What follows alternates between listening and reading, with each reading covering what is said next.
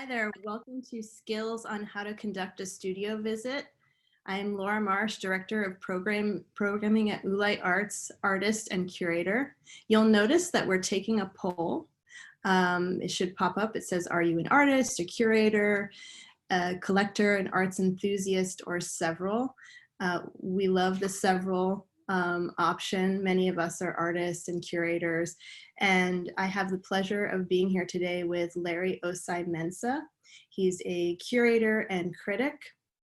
He's friends with Oolite. He curated On the Road last October, which connected Detroit and Miami-based artists.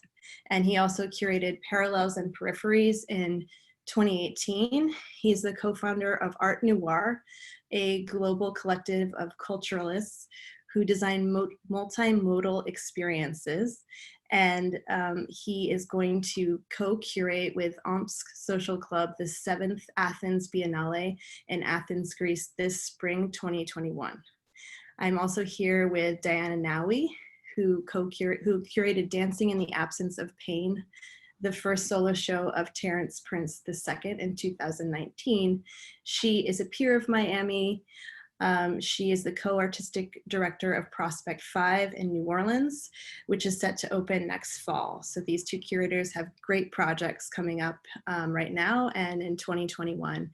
She also worked at PAM as the associate curator for 5 years. Welcome. I'm so excited to have you here for this thoughtful conversation. And I'd like to open with the question, who was your most memorable studio visit online or in person recently? And how did the form of that visit achieve what you'd hoped for as a curator? Do you want to go first, Diana? You're muted.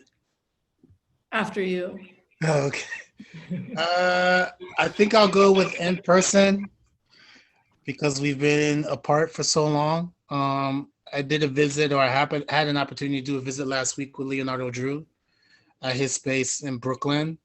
And it was a studio visit that really was a check-in. So there wasn't any particular expectation that I had from the visit. I think for me, it was just more about seeing his space and his process. And it was a visit that I had slated to be an hour that was 4 hours. Which is kind of unusual for a studio visit, but it was a great opportunity to learn more about his practice, get to see what he's working on. He has a solo show at in Toronto. I forget the space right now, but he has a solo show in Toronto in January, and the Power Station. And for me, in terms of studio visits, unless it's really working on a show, I don't go in with too many expectations. The goal for me is just to kind of learn more about the artist or learn more about a project or maybe something experimental that they're working on, if I know the practice in depth. And it's just an opportunity to reconnect and connect deeper. Because one thing that I found to be important, and I'm sure Diana will talk to it as well, is that, building relationships, long-standing relationships, is essential to the work of a curator. There are artists that I've known, maybe over a decade, and I might not have formally worked with them in an exhibition capacity. That doesn't mean I might not do an essay or invite them to do an online forum like this or suggest them for projects. So I think, for me, as much as it is about learning about the artist and their practice, it's understanding their disposition, understanding their personality, because some curators might be able to handle working with someone who, for example, is not great on email and prefers a phone call, or someone who's like super efficient and on it, and that helps me in just like recommending certain artists to certain curators. So that was last week. It was fresh, and I'm starting to do in-person visits here, but, little by little, not trying to inundate myself, because I think one thing that this period has taught me is the importance of slowing down and really kind of focusing concentrated energy on, bits and pieces, as opposed to trying to do 10 studio visits in one day. Yeah, and I just want to echo, I think, that sentiment about these kind of like ongoing relationships, because right now, a couple of years ago, I was in a phase myself, and particularly with my co-curator, Naima Keith, of sometimes meeting people we'd never met. And sometimes those are, you know, just check-in kind of visits where you're kind of wondering like, how does the artist articulate their own work? What are they thinking about? I've seen 3 JPEGs, what's real life like? Or I've seen a show and now they're doing something else, what's that about? So those kind of like a little bit more cold calls. But lately, because of the status of Prospect, because of what I'm working on, I've been really in conversation with a lot of artists I've already worked with. And so I think that ongoing dialogue has been really sustaining in this moment. So I'll just mention like two artists that I've had these kind of online, and now I'm going to do it in-person visit, but with EJ Hill and Celeste Dupuis Spencer, who are both in Prospect 5 and both artists who, you know, their studio visits in that I'm asking what they're working on. We're talking about work, like periodically, you know, Celeste is a painter in particular. You need to get close, you look, you ask about like literally a brush stroke. But also, you know, there are 2 artists who I rely on as thought partners in art, but also like in approaching the world. So those kind of really free form conversations. And I know I've had reactions for artists where they're like, why are we talking about my skincare routine? Or why are we talking about my mom? Or why are we talking about, you know, something totally outside of my work? But it's, you know, part of it is, Larry said, is kind of like just to see what goes on with somebody, what they're like, what they're thinking about. And then those relationships turn into, if not friendships, just really deep, meaningful, kind of thought-provoking conversations regularly. And to piggyback your point about thought partners, I think that's also an essential component in these relationships that you cultivate, because they're going to be, you know, kind of your inner network of artists who, you know, also function as sounding boards for ideas that you have, right? And it's just like, hey, I'm working on this exhibition idea, you know, trying to find an abstract painter. And you might be talking to someone who's figurative, sculpture, makes video, has nothing to do with painting. But, you know, the one thing I tell artists is that, because they ask me, how do I find artists? I find artists through other artists.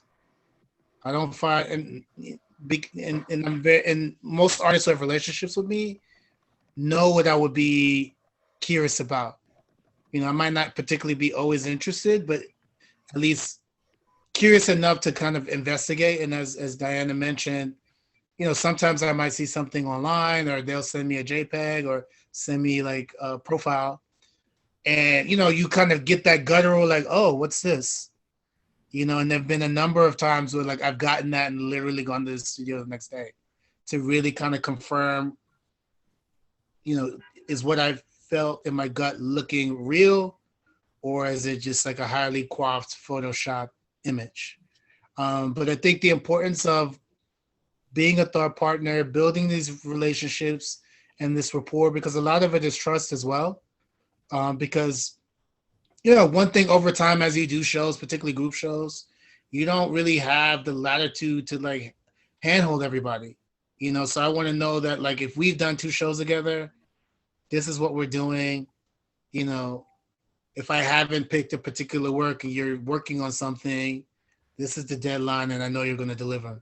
And I'm not going to have to chase you, because I've had to do this 2-3 months to get a response about something that you said you can do. So I think it also is this building this trust as well. I had a question about what studio pet peeves are. Not having work and not telling me.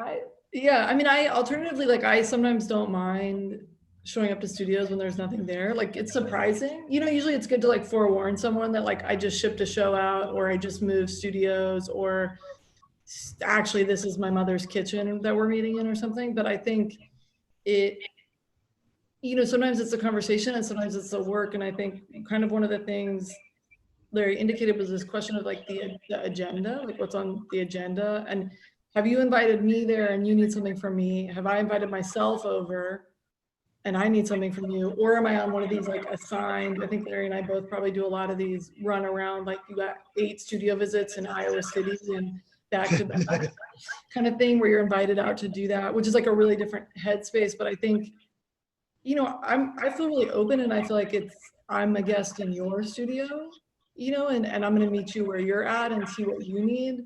And I think it's just like in that guestly hospitality way, it's like somewhere to sit, somewhere to put my bag, some water. And if you're on one of those circuits, just an acknowledgement, like be really proactive about saying like, hey, I wanted you here because I'm working on these new things and I want your feedback. Or I'm really wondering how you think I can get my work shown in a museum. Or, you know, like you can be clear and direct things, especially if the time is short or we're kind of running around. I think that is really helpful. But I think it's, you know, not to sound like so cheesy, but like be yourself. It's your studio visit. You know, it's like up to you how you want to dictate these relationships and how people feel and work in your space, I think, for sure. How do you think the pandemic has changed how you're both working, how you're seeing how artists are changing their practices, the modes in which you operate, and the new models that you're thinking about? I think it really depends on the disposition of the artist. It's definitely making people, well, encouraging people to be more reflective. I had an opportunity to visit, I guess a second memorable visit. I visited Angel Otero over the weekend, and he's acquired a church upstate, and that's where he's kind of been building and creating new work. And, you know, I think a lot of artists are trying to, if they can, get back to the basics. Because I think, you know, when you have a studio, you have assistants, and it's just kind of this thing, and you're trying to meet all these deadlines, sometimes things can be lost in translation. And so it's been interesting to see a number of artists who are just kind of getting back to basics, or like getting back to projects that they've kind of put on the back burner. Like, for example, McCarthy Binion, his show, and Richard Gray, he showed these pencil drawings, these abstract pencil drawings that he made in 2014, never with the intent of exhibiting them. And then he had this opportunity to show them in this exhibition. They're only 7, he might not make more. But it's also signaling to the new direction that he's gonna have with his work. But then on the converse, like I did a conversation with Ebony Patterson, and she said in the beginning, she freaked out because typically when COVID was kind of peaking, she would be in Jamaica, you know, and I think we've all been kind of forced to recalibrate. And I think talking to her was instructive in that we think, because artists, you know, typically work by themselves, that, you know, this extended time of working by themselves, they'll produce all this incredible work and they'll be the most creative ever. And I think we've lost sight of the humanity. And so I think for me, it's reminded me the importance of the humanity, the importance of just checking in and calling an artist and just, how are you? Like, you know, and I'm guilty of it. Where like 9 times out of 10, I'm talking to an artist about work. And, you know, an artist pointed out to me a friend, and, you know, we've been friends for a long time, so they can be blunt that, you know, you really need to kind of like step back and really kind of look at the humanity of the situation. Like, how is this person psychologically? You know, how is this person doing, you know, financially if they need some assistance? So it's been a myriad of responses, but I think overall, from a creative standpoint, it's been really interesting. And I think artists are using this space as an opportunity to kind of just dig deeper and explore things that they might not have had time to explore because of all these different commitments. Yeah, I would echo, like I've been lying low myself. I think it's like been a needed, you know, I think Larry and I are probably both very peripatetic curators. We travel a lot. So it has been really wild to be in one place for this long for me, but it's really changed, you know, routine, a different kind of intellectual space. And I think, you know, I have good days and bad days. You know, we're all human, we're all feeling the effects of this incredible anxiety. But, you know, I think as a curator, your role is often like a caretaker and a steward. And I've found, like, you know, it's been some artists are put me in, coach, I'm ready, I've been in the studio, I have all this energy, I want to, there's all this stuff going on. And then there's been a lot of people who are kind of like leaning back, who are like, don't call me, I'll call you. And so to like run that gamut, and especially, I'm working on a lot of different projects, and a lot of them are effectively their requests to artists. And I think particularly with Black artists right now, that they're being inundated with requests to do this, to contribute to that. So I try and be really sensitive to that. If I know you, I'll call you. If I'm emailing you, I give you a big out at the end. So I think it's also about understanding that there's these kind of, as Larry indicated, these kind of professional, oh, I just need this, send me this, do this, is not happening. And so like any call I've had with an artist is never less than an hour right now, because there's a kind of communing, but like that's intense for me and the artist, right? And so like Naima and I had to call, I don't know, like 44 artists in a month or something, and so it was incredible to like connect with everyone at the beginning of this moment, but it's intense. But I think it's good to remember, I think, this kind of the human quotient, and that some people just aren't up to producing right now or aren't up to administrative stuff, and some people are furiously creating. So it's just kind of like having to know you're going to take that temperature all the more so in this moment, I think. Yeah, taking an emotional temperature is something that we're all dealing with. I like what you said about every conversation being an hour, because you talk about life and then you actually get to the work and the ask. And I just want to acknowledge our audience a little bit. Like, we have 60% artists in the audience. We have 22 that put several, that they have mixed experiences in administration, collecting, and 7% curators. So I think it's nice that we have a mixed audience. We also have a class from Nova today, Southeastern University, who are joining us.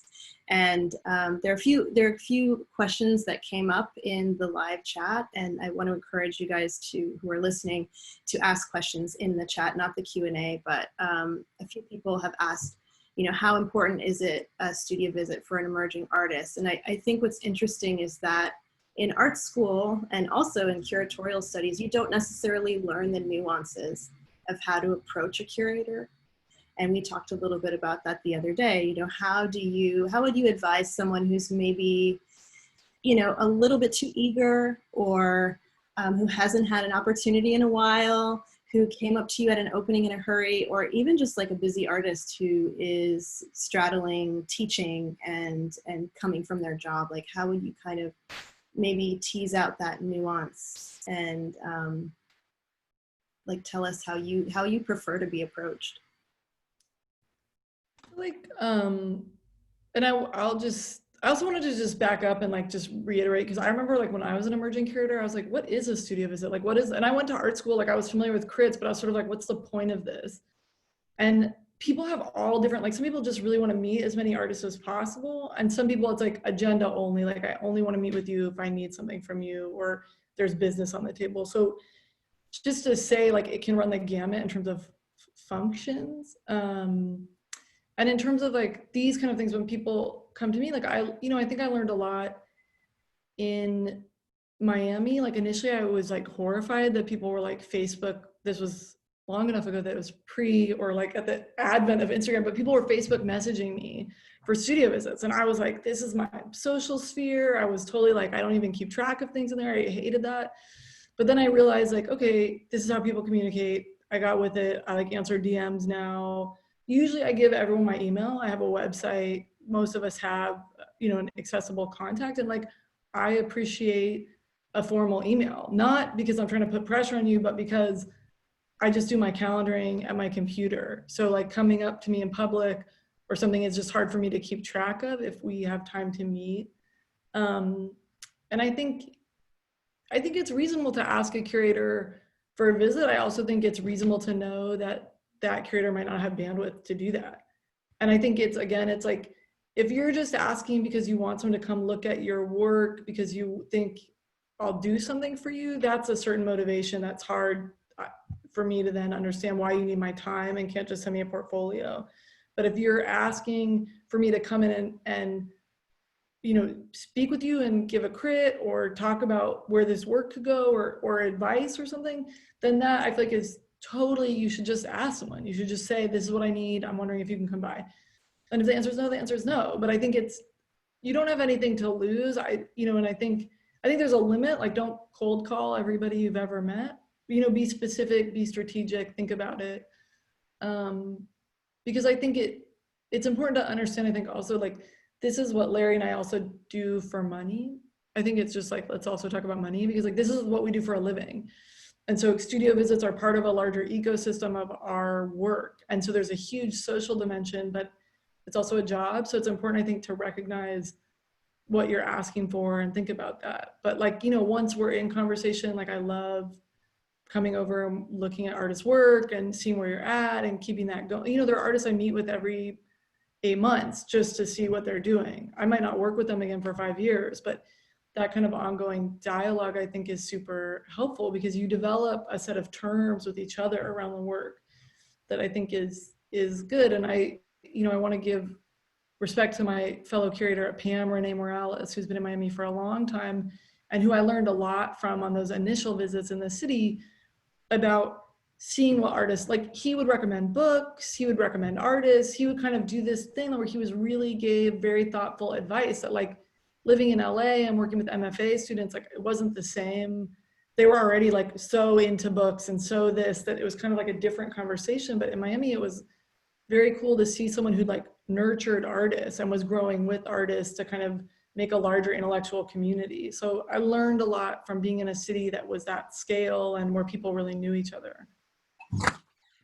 Just to piggyback your point about that nurturing, I think for me, there was a question in the chat about, do I visit emerging artists? And emerging artists is who I've spent the majority of my career working with. I think Angel's an anomaly because we've known each other for 10 years. So I met him when he came out of the Art Institute, when he was starting. But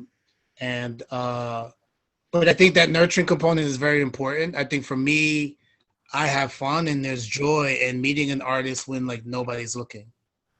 And like your gut is telling you that there's something there, and like half the time you don't know what it is. And so doing those visits, being in conversation, trying to find that seed that, because a lot of times studio visits are just kind of like exchange of ideas and spitballing ideas. Like I did a visit 2 nights ago, I think, or last night, with Lyle Bright, who was an incredible sculptor. I met her when she was at the New School Parsons about 3 years ago. And she's an interesting example because she career pivoted. She was a lawyer, then went to art school, and she's strategically insistent where it doesn't feel annoying. But I think the important thing to do, if you can, as an artist, is research the curators that you want to come to your studio. If we ask about pet peeves, it's annoying to talk to an artist who like doesn't know any shows that you've done, right?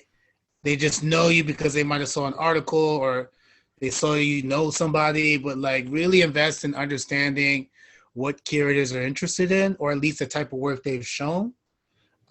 Because we will notice when you say to Diana, "Oh, I love that show you did with Mark Bradford in China." And you're like, "Oh, you actually are paying attention." And I'm more inclined to like be like, perk up. And I think it's really about building a rapport. Like, I'm not someone who's going to automatically respond to you emailing me like a PDF of a bunch of things if I didn't ask for it. I think sometimes just a casual conversation helps. Flattery helps. We are human. We want to be appreciated for the work. I think Diana talks about the labor that goes into this. Studio visits is labor. That's work. Particularly when you're doing multiple in a day. And to be, as my British colleague at BAM likes to say, in top form, I got to be alert. I got to be like zeroed in. I don't want to give you, a half a studio visit. So I think researching who it is that you want to come to the studio, I think trying to build a rapport. If you have that moment to have a conversation, some people don't agree, but I think having that 30-second pitch, like, hey, I'm a young emerging artist, in Little Haiti. I make sculptures about blah, blah, blah. And then, kind of read body language. Like if I get like, oh, tell me more. Or if I'm just like, yeah, Okay. You know, so I think reading body language, reading the room, you know, if you can see that this person just did a lecture and they're exhausted, you know, for me, it just could be as simple as like, give me your Instagram or DM me, tell me where we met, and then we can have a chat and a conversation. I can go through your feed, and if it's something that I'm interested in, we can do a virtual visit, which has become very much part of my routine now. Or, you know, Diana might be working on something, and might be like, hey, check this out. I think this might work for your project. And so I think it's about building rapport and relationships and not being transactional. Because I recoil when it feels like it's transactional. Like I've had artists who are like, you know, I'm the best artist in the world, and I just need you to put me on your Instagram so everybody else knows, and then I just shut off to that. I'm like, okay, you know. So I think just kind of being sensitive to the scenario. I was wondering if the two of you could talk about the idea of the shape. And Larry, I know that you're also collecting work, and often when you're an artist, there's that sense, if you haven't had a show in a while, there's that sense of isolation, and it can even lead to desperation. I think it's natural. I think it's happened to every artist, like across the board. And sometimes you don't know someone's following you for a while, and I've had that happen and been really pleasantly surprised. And I'd like you guys to talk about that a little bit, like, you know, how you follow people, like what posts pop up that you're like, oh wow, this artist is doing something really exciting, and kind of that alignment of how you weave an artist into your narrative and your shows. Because, you know, as you both mentioned, you both specialize in collecting certain artists, showing certain artists, you know, and I think that you both brought up a good point of, when you do your research, you can tell who like the top Haitian curators are, or who artists are that are working with queer artists, or artists who are, and curators who are working with pretty heavy subjects or socio-political ideas. And if you could just talk about your ideas, who you chase, and how you follow people for a long time, and kind of let artists know that there's a little bit of a process there. Yeah, I mean, I think just to piggyback on what Larry said about artists turning us onto artists, in a not negative way, you know, the art world is very networked. And that network might be literal and personal and social, or it's contextual. So there are scenes where you are, and those, so if I go see a show at a space and I like that space, and then I go see the next show. So you start to form these kind of nodes of information. Or, you know, if Larry and I are traveling somewhere, then, you know, we rely on certain people that are in that place to turn us on to other stuff. So I think that's one major way that it has to, like when I went to Kingston for the first time, I knew 2 artists in Kingston. They introduced me to 15 other artists. And then I looked and said, okay, I want to meet these 7 artists. So you are dependent, I think, on your community to put you on. I think that's, you know, at a certain level, like an emerging level, whether that's people you share a studio space with, whether that's, you know, people you went to school with, whether that's people you work with, you know, and I think there are these cities that are run by MFA programs, and you're just part of that clique, and that clique generates conversation. And there are cities where that is a totally different network. So like in Miami, there's like, you know, the Bakehouse crew, the Oolite crew, you know, there's all these different kinds of, you know, dimensions, variables. So when I was there, I kind of like met people that were in that, and then it took me longer to find people that operated kind of on their own. And I think I found some people like that, and not as many as I probably could have. But if you are working in isolation and you don't have a community and you're not on the internet, like you have to be cognizant of how could someone find your work, right? So I do think that's something just to be conscious of. And I think, you know, the other thing that Larry said that I just want to highlight is to trust, like we trust our eyes. Like I mean, you know, this is like this weird thing to admit at this point, but like I'll see something on Instagram and immediately be like, that's the thing. Or I'll go to a biennial, I'll only have 10 minutes in one gallery, I'll see a thing and I'll be like, that's it, that has that thing. That's very subjective, you know, but it's real. Like that a work will speak to you, that an artist will speak to you, that you can do that. And I think that's part of what, you know, the art world looks with its ears. and there are just a very few amount of people that can go out to the forefront and say, you know, I believe in this artist way before anyone else does, or even just a week before. You know, there are artists that I'm very tight with that I've been like telling people, I'm like, this is the thing, but it wasn't on trend, it didn't do the thing, and you know, and then they blow up. But it's like we learn to trust our own eyes, and like I think that's part of the work we do, is to like develop this intuitive kind of thing. What we see in your studio, we might see something other than you're presenting us, but we learn to look. We're trained to do that. You know, that's been super. I mean, it's something you build confidence in. It's something you develop, but it's important. And so I do think, you know, like it's not about this like really aestheticized Instagram, but it is about, if you're going to put something out there, if you're going to present a public persona, like what does that look like? How does that function? Because that's what we know. We read visuals. I just want to reiterate what you said, Diana. The art world they look with their ears. That's like gold. And I think, you know, you trust their eyes, and then you trust, you know, they say the gut is like, you know, the other brain. But I want to also reiterate the importance of, for lack of a better word, leveraging your artist community. Because the reality is that, you know, they're a key artist who I trust.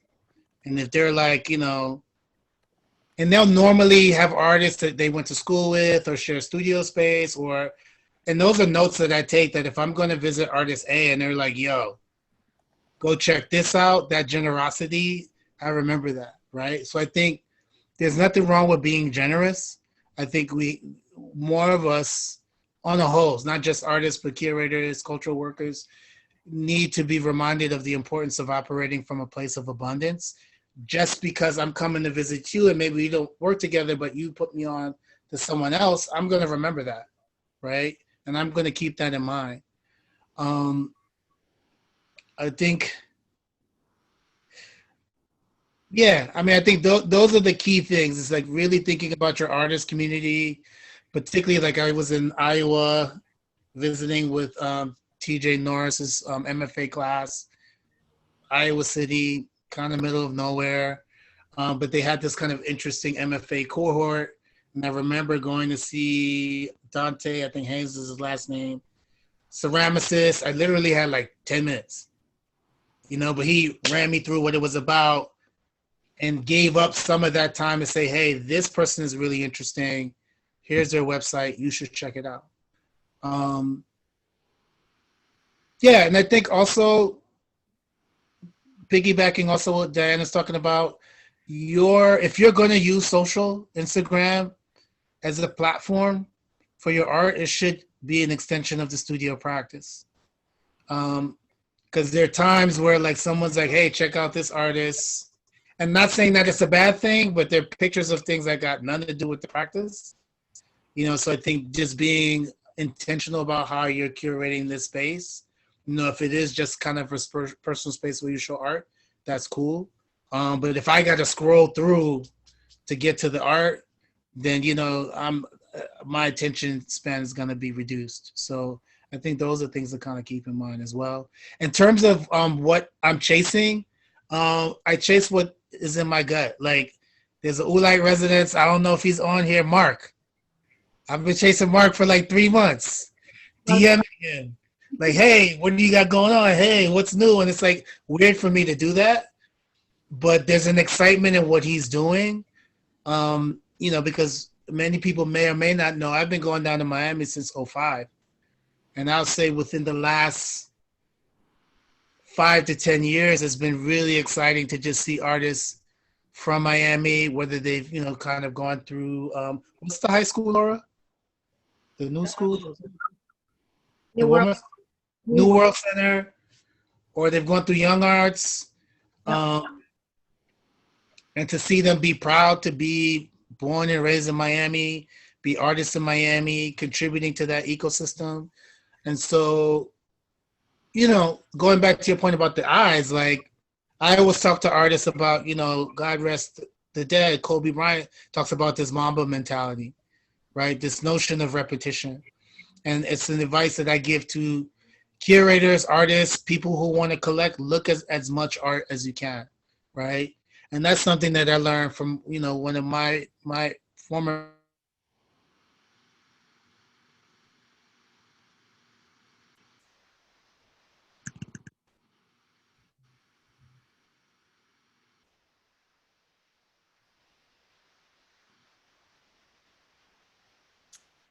Can you? Space for richer, more interesting dialogue and discourse. Oh, you can't hear me? Yeah, you cut out for a minute. You hear me now? Yeah. Okay, sorry. Because for me, when I do visits, I'm looking for that piece that you've turned around, the piece you're not comfortable with, that project that like most curators are not coming to see, because I feel like that's the seed of possibility for kind of the next stage in the practice. And then in terms of like focus, I mean, for most of my career, I've privileged Black and brown artists, voices on the margin, and so I know moving forward, I'm gonna really kind of focus more energy on Latinx artists, and focus more energy on artists who work in abstraction, because I'm kind of overwhelmed by the amount of figurative work. Yeah. Like, which is kind of weird because it's like, this is your job. But I'm like, it's too much. And I never want to be in a position where like, I'm not sure if it's good or not good. Yeah. So I'd rather just like, okay, let me shift my attention to something that like, I'm not totally comfortable with, because, I'm self-taught as a curator, so that's why I have to be guided by my curiosity, because that's how I learn. I'm still growing. I'll never pretend to know everything. I might be able to read the tea leaves on certain things, but there's still so much room for growth.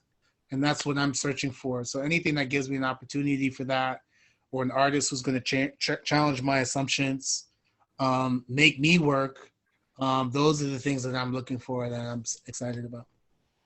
I have a about going inside the studio, and maybe you're in front of that uncomfortable work.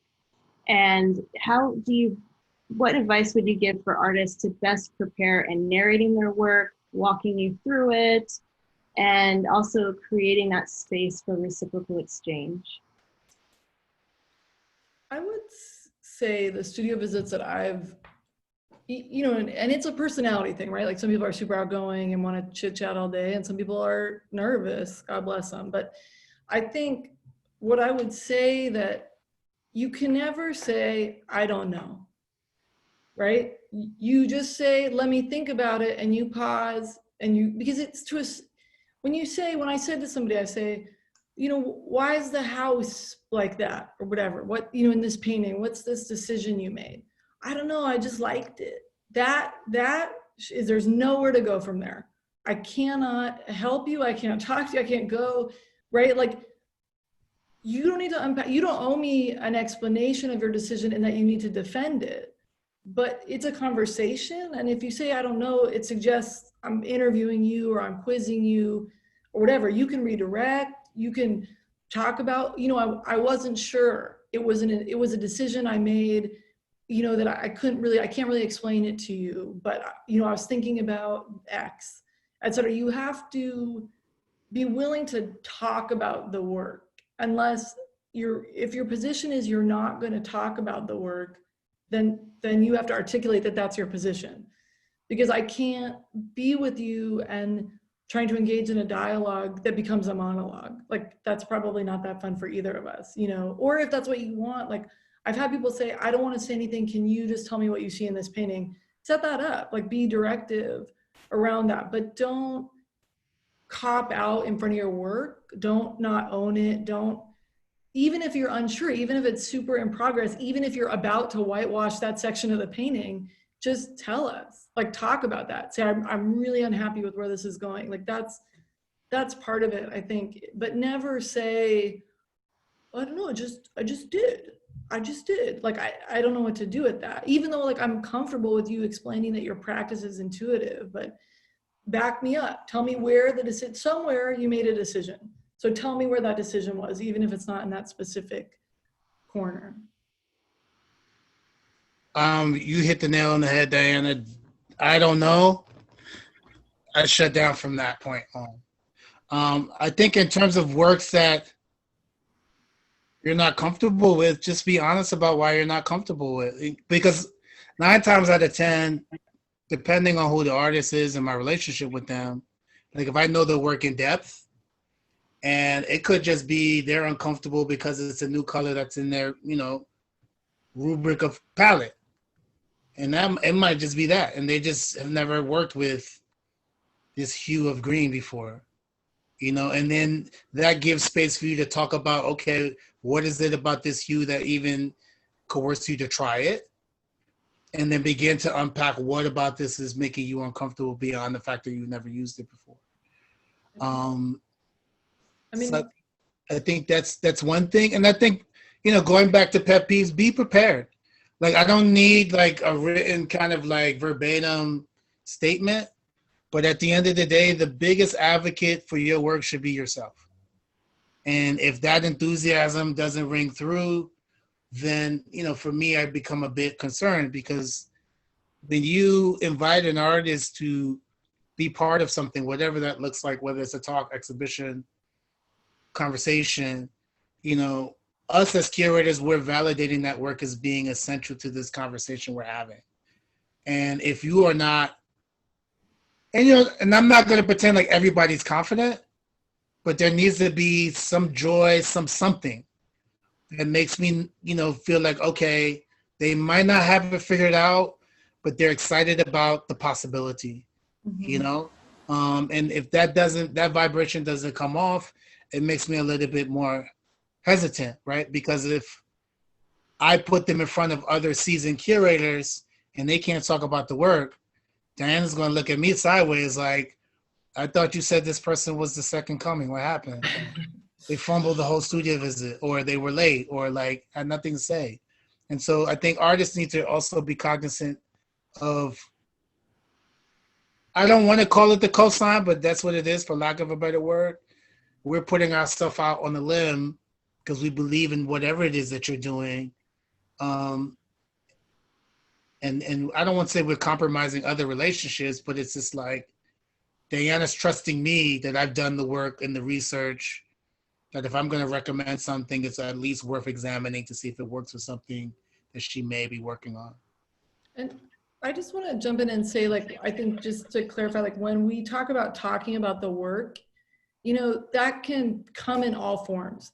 Like, you don't need to do a, this means, this means this, and this is this, and this is, and give me that like wall label version of the work, like wherever you want to take that conversation. So if we end up talking about a book that has something to do with the work, that's fine too. It's not, you don't need, to be an advocate for your work, I think, as Larry said, is a little bit more in the rigor and the meaningfulness and the kind of seriousness, right? So like if an artist is not serious about having asked for your time, that can be hard, because it's like, this is it, this is our time together. So what are we doing? And it's okay, we could spend the whole time talking tangentially about something else, but I need to walk away knowing that I got somewhere with your work, that there was a rigor in that conversation, and I'm open to the free form kind of thing. And the other thing I just wanted to say is that, like, Larry and I are professional, like this is our job and we got you. Like when I walk into someone's studio, even if you're 18 years old, it's your second day at BYU in the ceramics department, like I will carry you in my hands to a meaningful conversation if you will go with me. Like, we're not there to be antagonistic. We're not there to set you up. You're not trying to convince me of the value of your practice. I'm here because I believe that you believe. So it's just keep believing, and we'll help you get where that conversation needs to go. But I think it can be really nerve-wracking for artists. And I think there's a certain power dynamic that you'll always feel nervous. We'll always have this quality of an interview initially, or whatever it is. But like, we're there in support of you and the arts and your work, and to lift up and support artists. So I think it's also just to be reminded, like, everything's a mess. Like, had someone 30 minutes late for a visit, they got stuck on a bridge. And I was like, you know what, it's fine. Like, why don't you have some water? We'll hang out, you relax, and we'll come back to, there's flexibility. We're people too, but we just want to know that you're serious, you know, and to know that you take us seriously, and so that we can begin from that place of rigor. I think that's really, for me, that became like a really critical thing, I think. And I think that's super key, is this like making sure that the practice has rigor, whatever that looks like, because that doesn't necessarily always mean, and I tell artists all the time, it doesn't necessarily mean it has to derive from some art historical thing. It could come from a book, it could come from a poem. You know, in the case of someone like a Hugo MacLeod, who I've been working with for almost a decade, it comes from his 15 years prior working in the design space and working in construction. But the other thing that I wanted to key in on, be open. Because the most annoying thing is for you to invite me to a studio visit. I look around and let's say there are 10 paintings up and I'm like, that one right there. What's happening with that one? You know, and I come from a different background, so I might be like, you might want to investigate this and make, 10 more of those, and not from the point of view of like manufacturing, but there's something happening in this particular work that is vibrating and resonating in contrast to everything else. And there've been many a times I've done that in the visit, and then the artist just kind of gets defensive because, obviously they're invested in the other things. And granted, you could take it with a grain of salt. I'm not going to pretend to know everything. But, don't invite me to the studio and then be antagonistic the whole time. Because be rest assured you won't hear from me again. So be open. Again, take it with a grain of salt. But I think also be mindful, because I know of scenarios where curators have come in and attacked and not been constructively critical. So I think it's important to be aware of the situation, and be cognizant when someone's trying to come from a place of support and generosity, and they're not coming from a place of trying to tear you down. I mean, for me, like, it's always from the position of trying to uplift the artist, because that's the joy that I get. Like, going back to even like your first question, Laura, like, I didn't really realize how important this was to me until I did my first visit, in this COVID era, and just spending time with an artist and just, shooting the shit, talking about art, but talking about other things. And like, so for a lot of us, I think the artist is important to realize how nourishing this is for some of us curators. We love this. We do this for a living. This is a chosen vocation. And so just kind of remembering the humanity of this, being open, taking things with a grain of salt, but being serious about what it is that you do. Because if there is a hint of like hesitation or not being serious, then it's very hard for us to kind of invest the, energy, insight, relationships, resources in you and whatever that looks like, if we feel like you're not all the way there with it. Yeah. And I'd like to open it up to the audience a little bit. We have one really poignant question that stuck out that's from an anonymous attendee. Is there's a lot of migration happening because of school, finances, or family.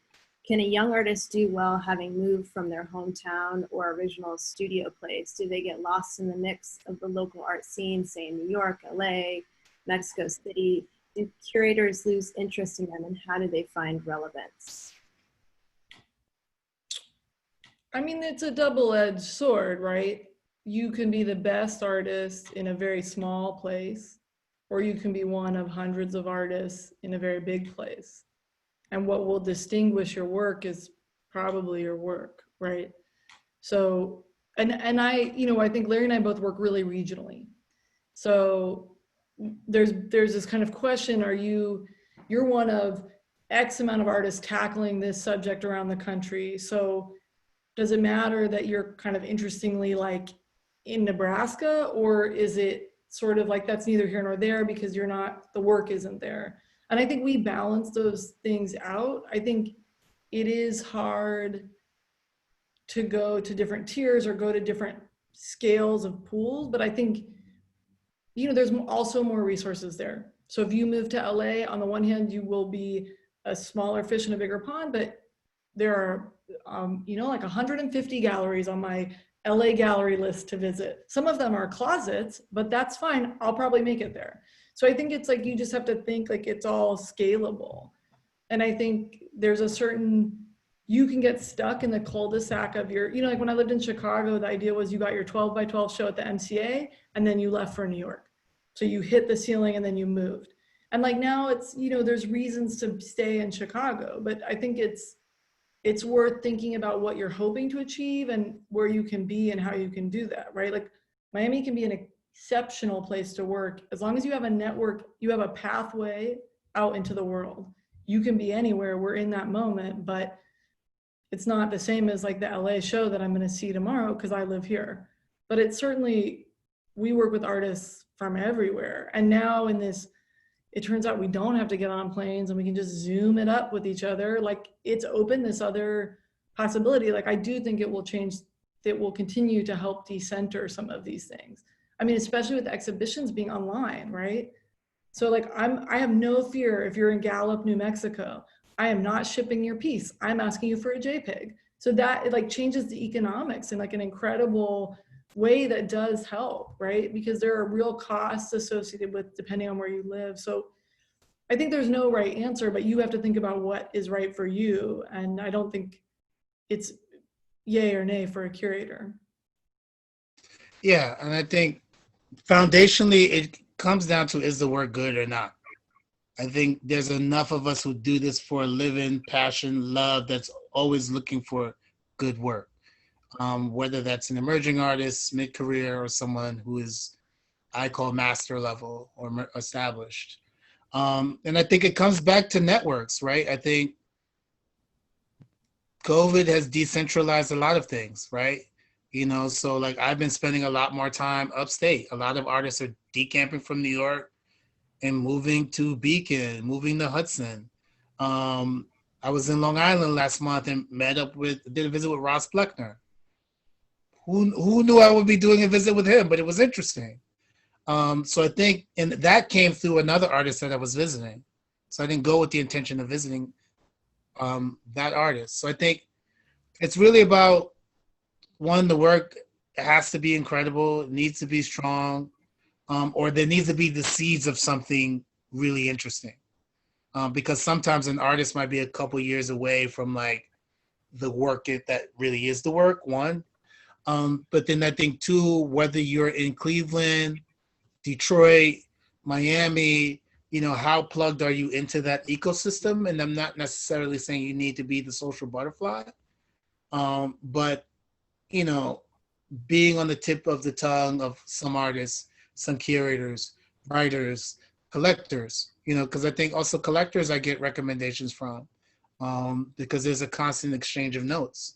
Because I openly, you know, I collect, you know, so there are artists that like, you know, I'm cognizant of the conflict of interest that I collect, but probably will not show or won't show for a period of time just so it doesn't seem like a pay to play thing. But yeah, strong work, tapping into your network. I mean, Zoom, WhatsApp, Instagram, FaceTime, Skype. I've done it all in the last 8 months. I think if there is a desire on the part of the artist and the curator, you can have that dialogue. And so I think it's just a matter of leveraging the resources available to you. I think being in the middle of nowhere, unless you don't have internet or Wi-Fi, is not an excuse anymore. Yeah, and I think that middle of nowhere, I mean, somebody asked, like, how do you get the visit in Nebraska? And you're right, I've never been to Nebraska. It was a deep metaphor. But I think, you know, one thing I say to people is like artist residencies and other types of networks, like so I have spent a very short period of time at Atlanta, but 2 artists from Atlanta are in the triennial that I'm curating because I sat on a jury for something. So because they applied for this thing in their town, 4 of us from out of the city looked at those documents. And so there are artists who like, we might not have awarded that thing to, but now I'm exposed to their work and I'll return to it. So I think just trying to get, again, it's this network thing, like a residency. If you're in a residence with 4 other people, then everybody goes back to where they are and they're like, oh, I know this great photographer from Nebraska. So I do think it's important, there is a professional aspect to being an artist, and I think that is part of it, a huge part of it. And I also just wanted to add one more internet thing, which is, I think I take a slightly different position on Larry on Instagram. Like I enjoy pictures of the ground type of Instagram. Like Nary Ward is like my artist, and he like takes pictures of like pigeons and plants in windows and like Harlem goings on. That has nothing to do with his work, but like it's so instructional for me about the work. But what I think I just want to say, which is, it took me 5 years to make a website, so I feel you. You have to have your work online. If I can't Google you and find images of your work, I bet I'm gonna have to like your work so much to bother to get in touch with you if I can't find it on the internet. So just make a website, even if it's bad, even if it's small, even, like that's how we have access to your work. And I don't want to email you to ask if you make paintings. I want to just be able to find them on the internet. And there are so many media and ways to do that are free. There's not, I think, again, an excuse anymore. And it doesn't have to be the most professional thing, but you have to be Googleable. You don't have to be, but if you'd like, us to know who you are. Yeah, no, I think it's important because, I only really give leeway maybe to older artists, but even I've seen older artists, put their skin in the game. So I think there are enough resources available to kind of figure that part out, because it becomes tricky where, like, I've been in scenarios with gallerists who I'm like, hey, there's this really exciting blah, blah, blah. And the first thing they do is sit on their computer and Google, and it's just like, maybe 1 or 2 strong images, and that's really it. And it's hard to have a conversation when there isn't much present. I think the other thing I would encourage artists to do is to curate shows. I'm seeing a lot more artists who are curating group shows of artists that they like, or about topics that they like, that they can do online. And Laura could attest to this, because that's just another way to be present. And if I'm paying attention to you, I'm going to trust your taste in terms of other artists that you're advocating for. So there are opportunities to do that through online platforms, group shows. And then the last thing, the importance of applying for these grants, these residencies. I think a lot of artists are fixated on the final result and not really kind of considerate of what the jury pool looks like.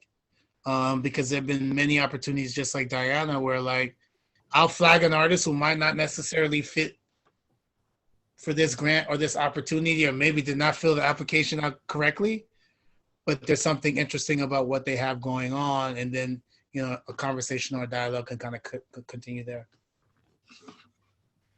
Another question is, what advice would you give to young curators or artists who want to curate that are looking to take that leap? Maybe a timid or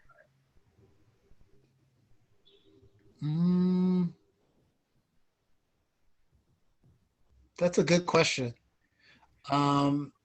Is this where we say, I don't know?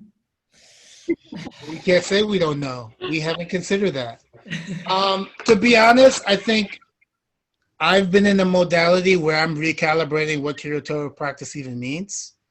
So I think it's just, I was advised by a mentor, the first question you ask yourself is, are you an institutional curator or are you not?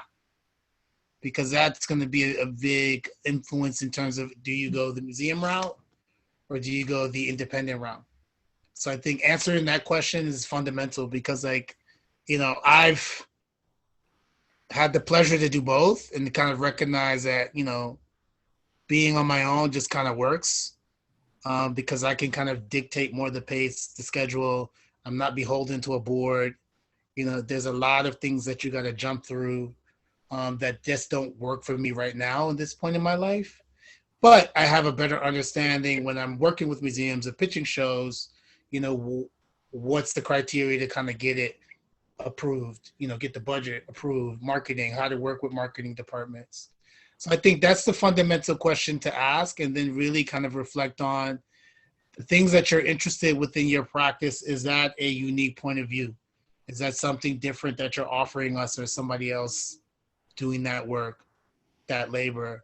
You know, we always talk about, my brother, he's a PhD. We always talk about, are you adding to the scholarship that already exists? And if your interest and intent is not adding to the scholarship, then that's something you also kind of have to really think about as you begin to build your practice. And, go for it. I think one thing that I learned from the RIP, from Derek Adams, when he was still at Rush Arts, is like, you got to make shows and learn how to curate, And also, let me correct myself. Curating isn't just shows. Curating can be dinners. Curators can be talk series. Curating has a lot of different faces. So I think also kind of finding the modality that interests you, I think is important to kind of keep in mind as well. And I also just want to say, I think like how to get started. Like I'm sure many people on this call are in Miami, but like Miami as a city has the best examples of artist run spaces and artists doing cool things of anywhere I've lived. And I think they went through like 500 names, but when I was there, Gucci Vuitton, for instance, was incredible and had incredible shows, and Dimensions Variable, right when I moved there, had incredible shows and put me on to a lot of stuff. And some of that, you could be even smaller. I mean, Michael John is a gallery that isn't there anymore, but when it was there, initially it was in a room in an apartment that they would clear out every few weeks. So I think you can do a lot with a little if your team is strong. Like if you have a vision, if you have an idea, and like, I think Miami, the resources, it's, a mixed level of resources. And so people have come together to support each other in that way. But like some of those visions are crystal clear and have been super instructive for my thinking about other places and other cities. So I think that's part of it. And I also just, it's really worth thinking deeply if you want to be a curator, that it's a hard field. It's a really hard field. There are not a lot of jobs. I think Larry is a uniquely successful independent curator, that is you are always working. Like I have notes from Larry, like you are always hustling business because you have to, because that's how you live. And if you're a museum curator, there are very few jobs, and there are less jobs now. So I think it's just, you have to be very cognizant. Why do you want to do that? Because there's amazing other types of ways to be in the arts besides this kind of curating. And as Larry said, there's lots of modes, like discursive things, film, etc., that could also be as fulfilling, that maybe aren't so tied into some of these institutional or, spatial questions. We have time for 2 to 3 more questions. And a couple of questions have touched on the very technical, from is it okay to bring your laptop, your phone to the studio visit? How do you navigate right now with lighting? Just basic things that can make the visit go smoother. What would be your top 3 things that you think would help artists navigate this virtual visit? I mean, one I think is like, don't worry too much. Like, we're all people. If the internet goes out, it's fine. And the amount of conversations I've had with backlit people where they're just a silhouette, totally fine. We had great conversations. Like, it's cool when I can see you, or if you want to show me the work, but like we all, I think, are sympathetic to the fact that it's a hard medium. And so I think, I found it helpful when people send me images ahead of time, or we're chatting and screen sharing, and they're going through JPEGs, but it's been, again, it's clarifying. It like puts the focus back on the conversation. Like, that these are very, that's it. That's all there is to do. I'm not in your studio. I'm not looking out the window. I'm not having tea with you. I'm not getting up close to a painting. I'm talking to you. So I think it just shifts the focus a little bit, but I think in a way that's been, super clarifying for me, right? Like, where is the work? The work is in the interaction, at this moment in time. I think the work is between each of us individually. Yeah, and just to piggyback that, I think as long as I'm not staring into the dark, I don't really worry about those things. Like I just got a ring light because someone got it for my birthday. Like I don't care about those things. It's really, as Diana mentioned, it's about the interaction, the engagement, cultivating a relationship, understanding, learning. I think those are the important things. You know, obviously the basics, making sure you have good internet connection. Yeah. And then really kind of leveraging the platforms that suit you. So don't feel the need to be on everything. Because like for me, I don't always jump to Zooms unless it's like really imperative. I like using WhatsApp because you can video chat and there's an intimacy in that kind of like almost phone call with someone. But I think if you're not a tech savvy person, maybe doing a tech run with a friend so you understand what's going on and you know how to use the tools. But I think beyond that, I think just kind of, you know, have fun, be open, and really just use it as an opportunity to teach us about what you're working on. So we're about to wrap it up. I wanted to tell everyone in the chat that I have just included a document that we've all worked on, sort of takeaways for any artist. I feel that in the busyness of your life, you should just refresh. You know, getting prepared for a visit, sitting in your studio, calm down and be confident, how to think about your work, write about your work. And then what I wanted to just wrap up with is, what are you both working on right now?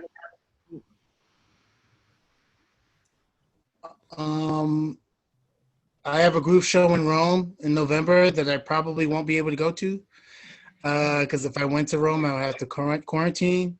And working on the Biennale in Athens, Greece, which will open in March. That's two things I'm focused on. I'm working with the Outdoor Media Company on a voter registration campaign, gathering works of art around that to display in 20 cities, which is, you know, cool to think about that the election's coming so soon. And the other thing that I'm working on that is sort of in conjunction with my larger prospect work is my colleague Grace and I just closed out a 2-week fundraiser selling prints. You know, Larry's done something like this, but we asked 10 artists in prospect to make prints for sale for social justice organizations in New Orleans. So we are like in the midst of figuring out inventory numbers and print runs and shipping and packing and, you know, the like nitty gritty logistics of that. But, you know, that was that in this moment. Also these questions of like where our work dovetails with supporting communities.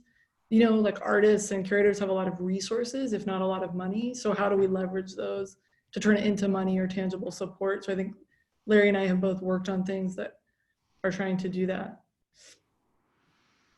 Wonderful. I want to thank you both so much for giving us your time today, talking about your projects, really working through the relationships between artists and curators and those nuances. And I hope all of you will take all these things, think about them further. And I want to just mention that upcoming, we have events every Wednesday on Oolite Online. We have an event coming up next Wednesday, October 7th at 6 p.m. It's called Art Sounds with Improv with Renee Marie. We have an event coming up for the show I recently curated, Idioms and Taxonomies. It's called an Idiom Off on October 28th at 6, where we delve into a couple artist practices. And I just shared the link of our calendar, and the closing slide will also show the upcoming events. Thank you so much. You both are excellent and very thoughtful, and thank you for diving deep into this topic. Thank you, Laura, Diana, Oolite family, everybody who joined us. Appreciate you. Yeah. Thank you. Bye, guys. Bye.